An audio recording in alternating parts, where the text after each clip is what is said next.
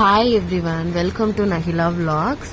இந்த வீடியோ பார்த்துட்டிங்கன்னா ரொம்ப நாளுக்கு முன்னாடி எடுத்தது. ஸோ பெங்களூரில் நான் ஒரு நல்ல சிவன் டெம்பிள் சர்ச் பண்ணிட்டு இருந்தேன். அப்போது நான் சர்ச் பண்ணி கிடைச்சது தான் இந்த காவி கங்காதேஸ்வர சுவாமி டெம்பிள். இது எங்கே இருக்குன்னு பார்த்துட்டிங்கன்னா கெம்பேகவுடா பிளேஸில் இருக்குது.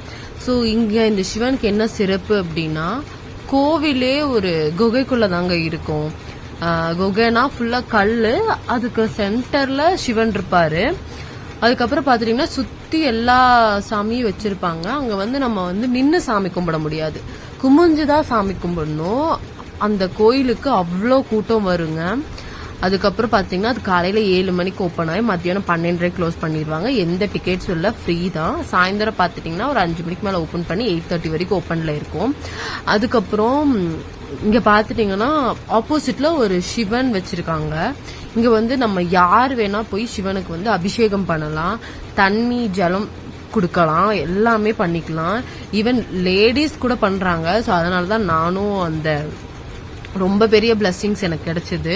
ஏன்னா நம்ம ஊர்ல எல்லாம் பண்ண முடியாது அண்ட் கேர்ள்ஸ் அலோவ் பண்ண மாட்டாங்க.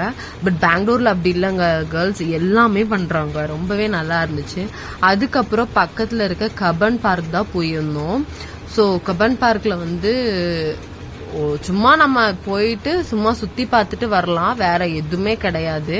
ஸோ நம்ம ரிலாக்ஸ் பண்றதுக்காக கபன் பார்க் போகலாம். ஸோ நான் அப்படியே கோயிலுக்கு போயிட்டு அந்த கோயிலுக்கு போயிட்டு அப்படியே கபன் பார்க்கு போய் சும்மா என்ன இருக்கு அப்படின்ட்டு, ஏன்னா ஃபர்ஸ்ட் டைம் நம்ம பெங்களூர் எக்ஸ்ப்ளோர் பண்றோம்ல, ஸோ அதனால நான் ஃபுல்லா எக்ஸ்ப்ளோர் பண்ணிட்டு இருந்தேன். ரொம்பவே நல்லா இருந்துச்சுங்க.